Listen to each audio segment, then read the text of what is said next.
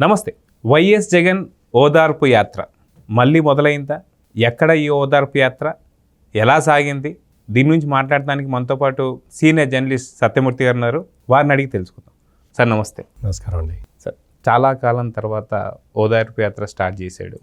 అయితే దీన్ని రెండో ఓదార్పు యాత్ర అనుకోలేమో నాకు తెలియదు. ఎందుకంటే మొదటి ఓదార్పు యాత్ర ఒక పెద్ద రౌడీ షీటర్ అయినటువంటి ఒక పిన్నెల్లి రామకృష్ణారెడ్డి ఓదార్పు యాత్ర అయిపోయింది. ఇప్పుడు వినుకొండ ఓదార్పు యాత్ర. ఈ ఓదార్పు యాత్ర ఎలా సాగింది అంటే ఏం చెప్తారు? ఇప్పుడు చూశానండి. ఇప్పుడు ప్రస్తుతం అంటే వాస్తవాలు మాట్లాడుకోవాలంటే అసలు ఓదార్పు కావాల్సింది ఇప్పుడు జగన్మోహన్ రెడ్డికి. మరీ 151 సీట్ల నుంచి 11 సీట్లకి పడిపోయాడు. పాపం అందరూ కలిసి జగన్ని ఓదార్చాలి. కానీ ఆయన ఏదో ఒకటి చేద్దాం, మళ్ళీ ప్రజలు ఎవరు రావట్లేదు కదా అని ఈయన ఓదార్పు కోసం వెళ్తున్నాడు. మీరు ఇంట్రడక్షన్లో చెప్పినట్టు మొదటి ఓదార్పు యాత్ర ఒక జైల్లో ఉన్న రిమాండ్ ఖైదీని పరామర్శించడానికి జరిగింది. రెండో ఓదార్పు యాత్ర ఒక రౌడీ షీటర్ అతన్ని పరామర్శించడానికి జరిగింది. ఇక్కడ ముఖ్యంగా మనం ఆలోచించాల్సిన విషయం ఏంటంటే, అధికారం కోల్పోయిన తర్వాత జగన్మోహన్ రెడ్డి ఆలోచన విధానంలో ఏదైనా మార్పు వస్తుందేమో, ఇతని వైఖరి మార్చుకుంటాడేమో, ఇతని ప్రవర్తన మార్చుకుంటాడేమో, ఇతని ఆలోచన విధానంలో మార్పు వస్తుందేమో అని చాలామంది ఆశించారు.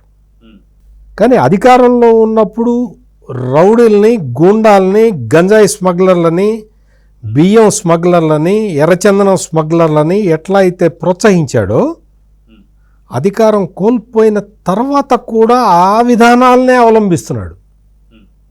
అంటే బహుశా మరి మాట తప్పను మడమ తిప్పను అంటే ఇదేనేమో నాకైతే అర్థం కావట్లా. అంటే మాట తప్పడు, రౌడీల్ని గూండాలనే ప్రోత్సహిస్తాను అనే మాట నుంచి తప్పే పరిస్థితి జగన్మోహన్ రెడ్డికి కనపట్టలేదు. ఇప్పుడు ఈయన వెళ్ళాడు, వినుకొండ వెళ్ళాడు కదా. వినుకొండ వెళ్ళి ఆ కుటుంబాన్ని పరామర్శించాడు. ఎవరైతే చనిపోయాడో షరీఫ్ అనే వ్యక్తి, అతని తల్లిని పరామర్శించడానికి వెళ్ళాడు. పరామర్శించడానికి వెళ్ళి ఇతను ఏం చేశాడో తెలుసా? అక్కడ కూర్చొని మనకన్నా ఎక్కువ హామీలు ఇచ్చాడు చంద్రబాబు నాయుడు, అందుకని ప్రజలు మోసపోయి ఓట్లు వేశారు, అందుకని అక్కడే మరి ఇప్పుడేమో మరి ఓట్లు వేయించుకున్నాడు కదా, మరి ఇప్పుడు స్కీములన్నీ అమలు చేయాలి కదా, మరి మనం అమ్మఒడేని ఇచ్చాము, ఇప్పుడు మరి అమ్మఒడి మీకు వస్తుందా? ఏమన్నా అర్థం ఉందా? వాళ్ళ పిల్లవాడు చచ్చిపోయిన తల్లి దగ్గరికి వెళ్ళి, అంటే వాడు రౌడీ షీటరా కాదా తీసి పక్కన పెడదాం, ఆమె అయితే తల్లే కదా, రౌడీ షీటర్ అయినా ఆ రౌడీ షీటర్కి తల్లి అనుకుందాం. ఆ తల్లి దగ్గరికి వెళ్ళి, అయ్యో ఏమ్మా ఇట్లా జరిగింది, నీకు అన్యాయం జరిగింది, నీ కొడుకు చేతికి అందొచ్చిన కొడుకు పోయాడు, నా సంపూర్ణ సానుభూతి అది అని ఏదో ఇటువంటి స్వాంతన వాక్యాలు చెప్పాలి. కానీ అక్కడికి వెళ్ళి ఏం చెప్తున్నాడు తెలుసా ఈ జగన్మోహన్ రెడ్డి? చూసారా, నేను మరి అందరికీ ఇచ్చి 164 సీట్లు గెలిపించారు, 164 సీట్లు గెలిపిస్తే మరి ఆయన ఏం చేయాలి? ఆయన మరి పథకాలు ఇవ్వాలి కదా, మరి పథకాలు ఇవ్వట్లేదు కదా అని ఈ రాజకీయ కబుర్లు చెప్తున్నాడు. అంటే శవాల దగ్గరికి వెళ్ళి నవ్వుతాడు. కుటుంబాల అంటే ఎవరైతే చనిపోయారో ఆ కుటుంబాల దగ్గరికి వెళ్ళి సంతాప వాక్యాలు పలకాల్సిన చోట రాజకీయాలు చేస్తాడు. అసలు ఇతనే మనిషి, ఈ ప్రవర్తన ఏంటి అని అందరూ ఆశ్చర్యపోతున్నారు. అంటే మీరు చెప్పిన దాన్ని బట్టి చూస్తే ఏమైపోతుందంటే, శవ రాజకీయాలు అంటే అంత తొందరగా ఎవరికి అర్థం కాదు, శవాలతో రాజకీయమే. కానీ దీన్ని కదా ఖచ్చితంగా శవ రాజకీయాలు ఓ పక్కన అంత శోకసంద్రంలో ఉన్న వాళ్ళకి పోయి ఈ పథకాల గురించి మాట్లాడి దీన్ని కదా శవ రాజకీయాలు అంటారు. ఏమంటారు? అంటే మీరు అడిగిన క్వశ్చన్లో ఒక పార్ట్ కరెక్ట్. శవ రాజకీయాలు అంటే ఇవే. శోక సముద్రంలో ఉన్న కుటుంబం అంటే మాత్రం తప్పు. ఎందుకు తప్పు అంటున్నానంటే, అంటే ఒక మనిషి చనిపోతే ఒక మర్డర్ కేసు గురించి చెబుతూ మీరు నవ్వుతారు ఏంటంటే అని మీరు అడగచ్చు. ఇక్కడ విషయం ఏంటి అంటే, చంపినవాడు చచ్చిపోయినవాడు ఇద్దరు అక్కడ లంపెన్ ఎలిమెంట్స్. వీళ్ళిద్దరూ కూడా ఒక రౌడీ షీటర్కి కుడి భుజం ఎడమ భుజం. అంటే ఆ రౌడీ షీటర్ ఖాన్ అనేవాడి దగ్గర వీళ్ళు పనిచేస్తూ ఉంటారు. అంటే ఎటువంటి వాళ్ళో అర్థం చేసుకోవచ్చు. ఒకడైతే ఒక మద్యం దుకాణంలో క్యాషియరు, ఇంకోటి ఏదో పని. ఈ లంపెన్ ఎలిమెంట్స్ వీళ్ళిద్దరూ కూడా, అంటే మీకు నేను ఎందుకు నవ్వాను అనేది చెప్పాలి, నేను ఎక్స్ప్లెనేషన్ ఇవ్వాల్సిన బాధ్యత నా మీద ఉంటుంది. ఎందుకు అంటే ఒక మర్డర్ కేసు చెబుతూ నవ్వటం ఏంటి, మరి అది చెప్పాలి కదా. సో అందుకని ఇక్కడ విషయం ఏంటంటే ఈ ఈ ఖాన్ ఎవడైతే ఉన్నాడో రౌడీ షీటరు, అతను జగన్మోహన్ రెడ్డిని కలవటం, మన ఫోటోలు తీసుకోవటం, భుజాల మీద చేతులు వేసుకోవటం, ఆ ఖాన్ని తీసుకెళ్ళిన వాడు అక్కడ అప్పుడు ఎమ్మెల్యే బొల్ల బ్రహ్మనాయుడు అని చెప్పి, అతను అప్పటి ఎమ్మెల్యే, ఇప్పుడు ఓడిపోయాడు, మొన్న ఎలక్షన్లో ఓడిపోయాడు.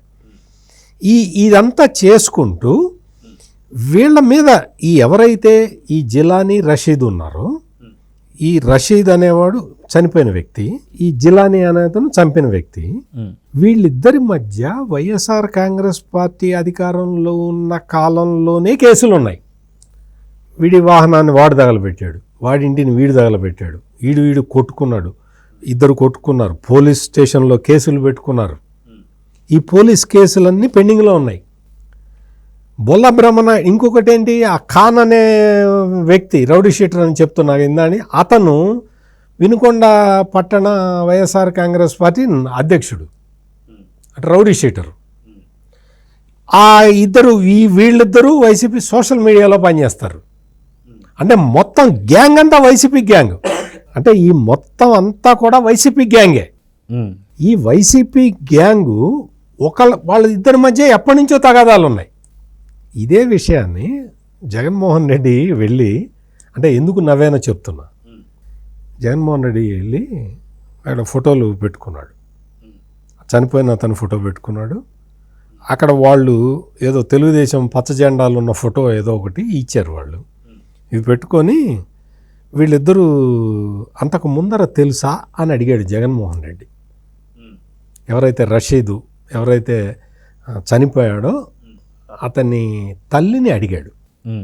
అడిగితే ఆమె ఏం చెప్పిందంటే, లేదండి వీడు తెలుగుదేశం గుండా అండి, ఈ తెలుగుదేశం గుండా మా వాడిని చంపాడండి అని చెబుతూ ఉన్నది. జగన్మోహన్ రెడ్డి పక్కన ఆ రషీద్ వాళ్ళ అన్నయ్య ఉన్నాడు. అతనేం చెప్పాడంటే, కాదండి వీళ్ళకి ఇవేమి కాదు, వైసీపీలో ఉన్నప్పుడు ఇద్దరు కలిసే ఉన్నారండి, ఇద్దరు బాయి అని తిరిగారండి, ఇద్దరు కలిసి పనిచేశారండి, ఇద్దరు బాగానే ఉండేవాళ్ళండి, ఎందుకు ఇది జరిగిందో తెలియదండి అని చనిపోయిన అతని అన్నయ్య చెప్పాడు జగన్మోహన్ రెడ్డికి. ఇదంతా జరిగింది ఒకే చోట, ఒకే ప్లేసులో, ఒకే టైంలో. ఆమె చెప్పిన తర్వాత ఒక గంటకి ఇతను చెప్పటం కాదు, వేరే సందర్భంలో కాదు. పరామర్శకు వెళ్ళిన జగన్మోహన్ రెడ్డి అడిగిన క్వశ్చన్ ఏంటంటే, చనిపోయిన వాడికి చచ్చిపోయిన వాడికి ముందరే పరిచయం ఉందా అని అడిగాడు.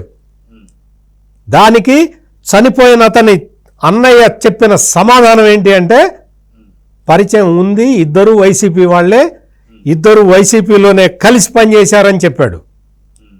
ఎవరిని ఓదారిస్తావు జగన్మోహన్ రెడ్డి? ఎవరిని ఓదారిస్తావు? నువ్వు ఎవరిని ఓదార్చాలి? చనిపోయిన వ్యక్తి ఇంటికి వెళ్ళావు కదా, ఇప్పుడు చంపిన జిలానీ ఇంటికి కూడా వెళ్ళి ఓదార్చి రావాలి. చంపిన అతను కూడా నీ పార్టీనే. నువ్వు ఏదో పచ్చకండువాలు వేసి ఒక ఫోటో తయారు చేసి అది చూసి పెద్ద గంభీరంగా క్వశ్చన్ అడిగిన తర్వాత నీకు వచ్చిన సమాధానం ఏంటి? వాళ్ళ అన్న చెప్పాడు, ఎవరైతే చనిపోయాడో షరీఫ్ వాళ్ళ అన్నయ్య చెప్పాడు, ఇద్దరు వైసీపీలో పని చేస్తున్న వాళ్ళే, వాళ్ళిద్దరికి పరిచయం ఉండటం కాదు, ఇద్దరు బాయ్ అనుకుంటూ తిరిగారని. మరి అకస్మాత్తుగా చంపుకునేంత శత్రుత్వం ఎందుకు వచ్చింది ఇద్దరి మధ్యలో? ఆ చనిపోయిన అతని తల్లి ఏం చెబుతుందో తెలుసా? ఈ జిలానీ గంజాయి అమ్ముతాడండి, ఆ గంజాయి ముఠా ఇది, గంజాయి మత్తులో మా అబ్బాయిని చంపాడండి, గంజాయి ముఠాలు రాష్ట్రంలో పెరిగినాయి, అదే మేము చెబుతున్నది. ఇన్ని రోజుల నుంచి మేము ఒక జర్నలిస్టులుగా మేము చెప్తున్న పాయింటే ఇది. రాష్ట్రంలో గంజాయి వినియోగం పెరిగిపోయింది, మాదక ద్రవ్యాల వినియోగం పెరిగిపోయింది. దానివల్లే ఇన్ని అఘాయిత్యాలు ఇవన్నీ జరుగుతూ ఉన్నాయి, హత్యలు ఇవన్నీ జరుగుతున్నాయి. ఇన్ని సంవత్సరాల పాటు అధికారంలో ఉన్న జగన్మోహన్ రెడ్డి దీనికి బాధ్యత వహించాలి. ఆ వ్యక్తి మదర్ చెప్తున్న పాయింట్ అది. ఆ జిలానీ అనేవాడు గంజాయి అమ్ముతాడండి అని. మరి ఇద్దరు ఫ్రెండ్సే కదా, మరి ఇతనమ్మడా? వీళ్ళిద్దరూ పనిచేస్తున్నది అది ఏదన్నా ఒక ఒక ఒక మసీదులో ఏమన్నా పవిత్రమైన ప్రదేశంలో పనిచేస్తున్నారా? ఓ రౌడీ షీటర్ దగ్గర పనిచేస్తున్నారు. ఆ రౌడీ షీటర్ ఎవరు? వైసీపీ నాయకుడైన నిన్న మొన్నటి వరకు ఎమ్మెల్యేగా ఉన్న వ్యక్తి దగ్గర పనిచేస్తున్నారు. నిన్న మొన్నటి వరకు ఎమ్మెల్యేగా ఉన్న ఆ వ్యక్తి ఎవరు? జగన్మోహన్ రెడ్డి మనిషి బొల్ల బ్రహ్మనాయుడు. అంటే అర్థం ఏంటి? మీరందరూ ఒకటే ముఠా. అతను చనిపోయాడు కాబట్టి అతన్ని పరామర్శించడానికి వెళ్ళావు నువ్వు. ఎవరైతే హత్య చేశారో అతను కూడా నీ పార్టీ వాడే. నువ్వు వెళ్ళి వాళ్ళ ఇంట్లో పరామర్శించిరాపో, వాళ్ళేం చెప్తారో విను. జిలానీ వాళ్ళ తల్లిదండ్రి లేదు, ఆయన బంధువులు, ఆయన కుటుంబ సభ్యులు ఎవరుంటే వాళ్ళని ఇదే జగన్మోహన్ రెడ్డి అదే వినుకొండలో వెళ్ళి కలిసి రమ్మను. వాళ్ళేం చెప్తారో వినమను. అయ్యా మావాడు మీ పార్టీ వాడే అని చెప్పకపోతే అప్పుడు అడుగు. అంటే అదే పార్టీకి సంబంధించిన వ్యక్తులు అందరూ కూర్చొని వాళ్ళల్లో వాళ్ళకి గంజాయి తాగారో ఏం చేశారో మనకనవసరం. అది పోలీసులు దర్యాప్తులు మొత్తం ఇప్పటికే సగం నిజాలు బయటకు వచ్చినాయి. వాళ్ళిద్దరి మధ్య తగాదాలు ఉన్నాయి, పాత కక్షలు ఉన్నాయి, కేసులు పెట్టుకున్నారు, పోలీస్ స్టేషన్లో కేసులు రిపోర్ట్ అయి ఉన్నాయి. బొల్లా బ్రహ్మనాయుడు ఏం చేశాడు? ఎవరైతే రషీద్ ఉన్నాడో అతన్ని ఎంకరేజ్ చేశాడు. జిలానీని నువ్వు నాకు నా పార్టీకి చేయక్కర్లేదు పో, అది పో, ఇది పో అని వెళ్ళగొట్టాడు. అంటే వెళ్ళగొట్టాడంటే అందరూ ఒకటే ఉన్నారు. అతను తిట్టాడు, జిలానీని తిడుతూ ఉన్నాడు. రషీద్ మీద ఇతను కేసులు పెడితే కేసుల్ని పరిష్కారం కానివ్వట్లేదు బ్రహ్మనాయుడు. దాంతో ఇతను కోపం వచ్చింది, చంపాడు. అంటే పోలీసు విచారణలో ఏం జరుగుతుందో మనం ఇప్పుడే చెప్పలేము, ఆధారాలు అవన్నీ కావాలి. ఇదేంటంటే ప్రాథమికంగా మనకు వచ్చిన సమాచారం. నువ్వు నీ పార్టీలో నీకు ఎవడైతే ఎక్కువ రౌడీయిజం చేస్తాడో వాడిని ఎంకరేజ్ చేసే సంస్కృతిని పెట్టాడు ఈ జగన్మోహన్ రెడ్డి. అందుకోసం అని ఇటువంటివి జరుగుతున్నాయి. పెద్ద రౌడీని దగ్గరికి తీస్తున్నారు, చిన్న రౌడీని కాదు పో అంటున్నారు. అంటే వీడు కూడా పెద్ద రౌడీగా మారితే వైసీపీ వాళ్ళు యాక్సెప్ట్ చేస్తారు. చిన్న రౌడీని దగ్గరికి రానివ్వరు, చిన్నగా గంజాయి స్మగ్లింగ్ చేసేవాడిని దగ్గరికి రానివ్వరు, టన్నులు స్మగ్లింగ్ చేసేవాడిని దగ్గర రానిస్తారు. ఇంతేనా నీ పార్టీ నీతి? ఇదే ఇప్పుడు మొత్తం రాష్ట్ర వ్యాప్తంగా చర్చ జరుగుతున్నది. అయితే ఇందాక మీరు చెప్పిన పాయింట్లోనే చూస్తే గంజాయి ఏదైతే ఉందో ఖచ్చితంగా దీని వాడకం ఎక్కువైపోయింది. దీనికి సంబంధించి పూర్తి స్థాయిలో అన్ని జిల్లాలకు పాకిపోయింది.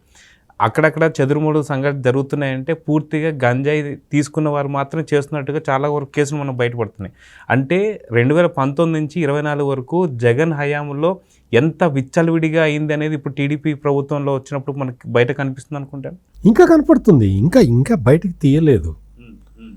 ఇప్పుడు బాగా గంజాయి అలవాటు చేసిపోయారు. ఇప్పుడు తెలుగుదేశం ప్రభుత్వం ఏం చేస్తున్నది? డీ అడిక్షన్ సెంటర్లు పెడుతున్నది.